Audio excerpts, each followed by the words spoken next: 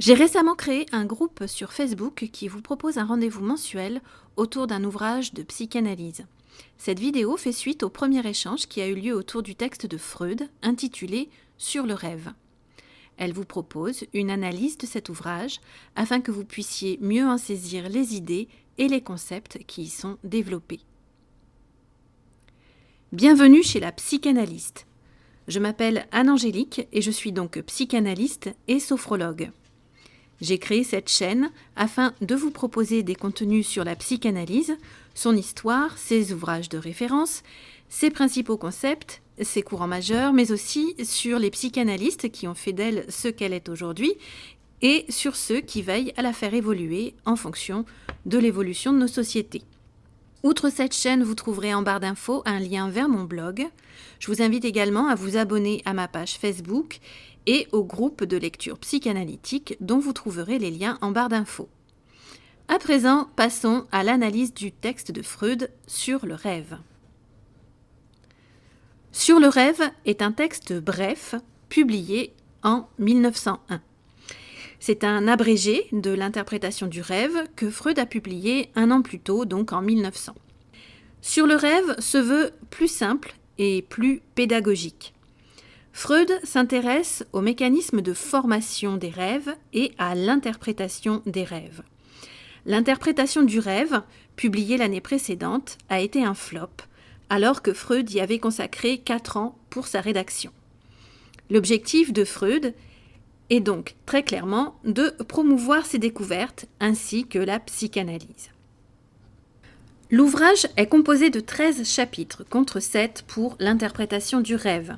Le nom de chaque chapitre a été donné par l'éditeur et non par Freud lui-même, et il en va de même pour l'élaboration du sommaire. Le texte est conçu comme un rêve, et on peut supposer qu'il s'agit de celui de Freud, celui qu'il relate notamment dans le chapitre 2 et dont il poursuivra l'analyse et l'interprétation au fil des chapitres suivants.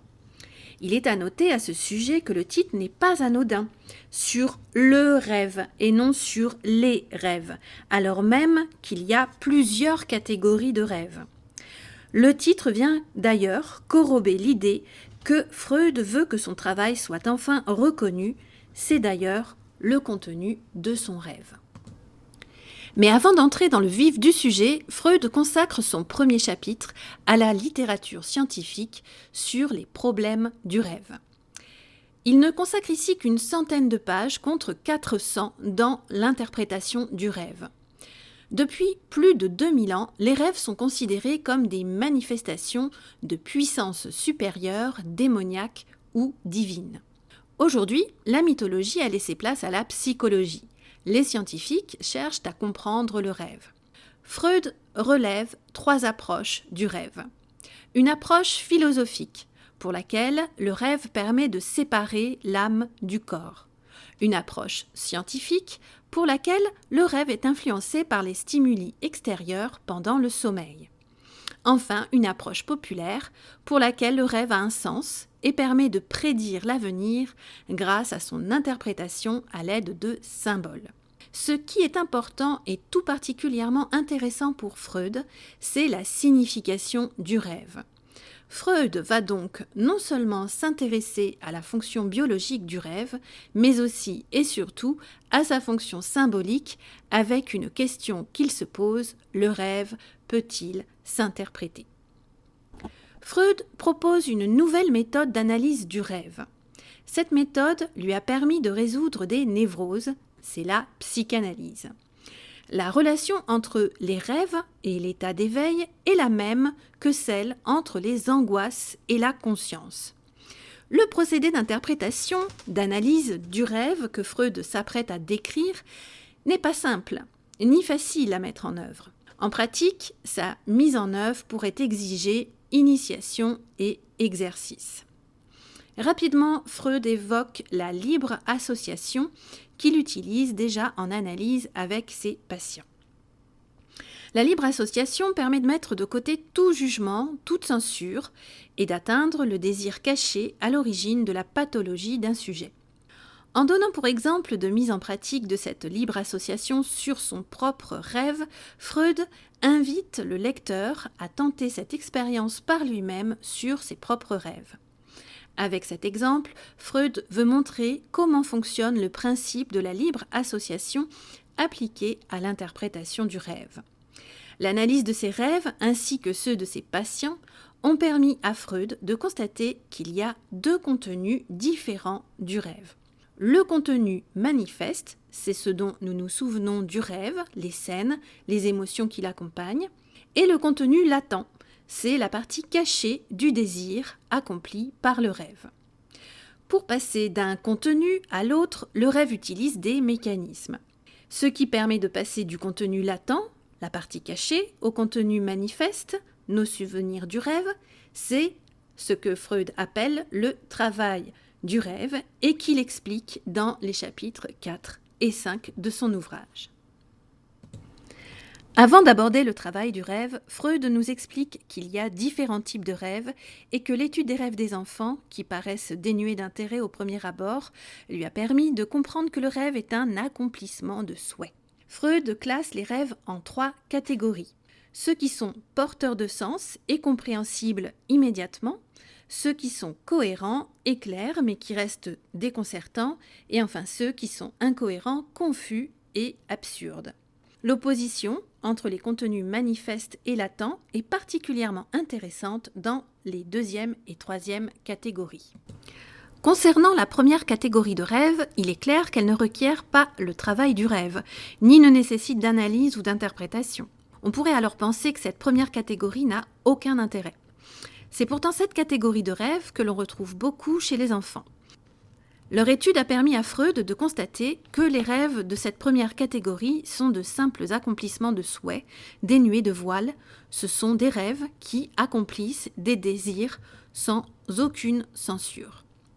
En reprenant l'analyse qu'il a effectuée sur son rêve, Freud constate que quelque chose coince, que quelque chose l'empêche de saisir, de comprendre le contenu latent, donc la partie cachée de son rêve. Freud conclut dans ce 3e chapitre par l'idée qu'il y a une commutation, une sorte de switch entre la réalité et le désir, entre un désir non accompli et son accomplissement. À ce phénomène de commutation s'ajoute le travail du rêve qui se fait par la condensation et le déplacement. La condensation, c'est la fusion de plusieurs personnes dans un même personnage ou de plusieurs mots dans un seul. Il s'agit d'une sorte de compression d'un ensemble de souvenirs comme des images qui se superposeraient les unes sur les autres, des images issues de souvenirs d'événements passés qui s'empileraient dans un seul élément du rêve. Le déplacement, c'est la capacité du rêve à mettre en avant des éléments insignifiants et en contrepartie de cacher des détails importants. Ce qui peut apparaître donc indifférent dans le contenu du rêve se révèle être exactement le contraire. Ce qui est important de saisir, c'est que le rêve propose une façade à l'interprétation, quelque chose de présentable à la conscience. L'analyse des rêves amène bien souvent à la révélation de désirs érotiques.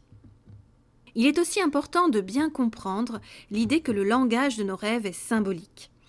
Ce langage utilise souvent la métaphore et la comparaison pendant du déplacement et de la condensation. Il y a un lien logique entre les différentes pensées du rêve et ce lien peut être causal ou non. Si le langage du rêve est symbolique, cela ne signifie pas pour autant qu'il permet une interprétation universelle de nos rêves. Il y a des symboles universels, certes, mais tous ne sont pas interprétables de façon universelle. C'est pourquoi Freud avertit que la symbolique des rêves ne peut être qu'une auxiliaire à l'interprétation des rêves, tout particulièrement si le rêveur rencontre des difficultés dans l'analyse de son rêve. Freud s'interroge sur la formation du rêve. Le rêveur n'a besoin ni de sommeil ni d'être malade pour rêver. Il existe des rêves diurnes. Après analyse du rêve, les pensées qui surgissent sont non seulement complètement inconnues, mais également désagréables. Si ces pensées me sont inconnues, si elles n'ont pas atteint ma conscience, c'est du fait du refoulement.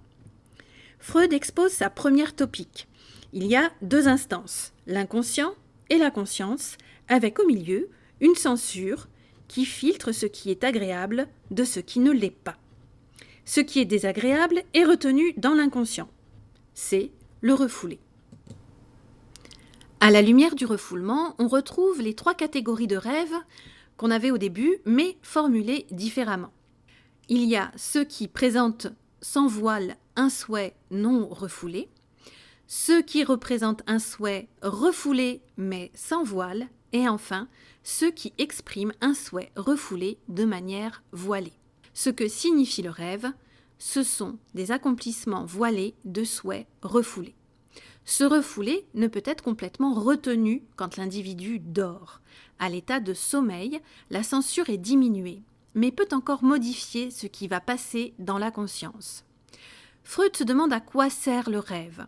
Le rêve est le gardien du sommeil. Pour s'endormir, on se met loin des stimuli extérieurs. Mais que faire des stimuli intérieurs? Que faire du refoulé? Les transformer en rêve. Le rêve permet ainsi de faire croire que le souhait a été accompli et protège ainsi le dormeur de se réveiller. J'espère que cette analyse vous aura éclairé sur le rêve et son interprétation. Si vous souhaitez aller plus loin, je vous invite à lire soit sur le rêve, soit l'interprétation du rêve de Freud. Je vous laisse les liens pour vous les procurer en barre d'infos. Je vous renouvelle également mon invitation à rejoindre le club de lecture psychanalytique. Si vous ne faites pas encore partie de ce groupe, vous y êtes les bienvenus. N'oubliez pas de liker, de partager la vidéo et de vous abonner à la chaîne. Merci d'avoir regardé cette vidéo jusqu'au bout. À très bientôt.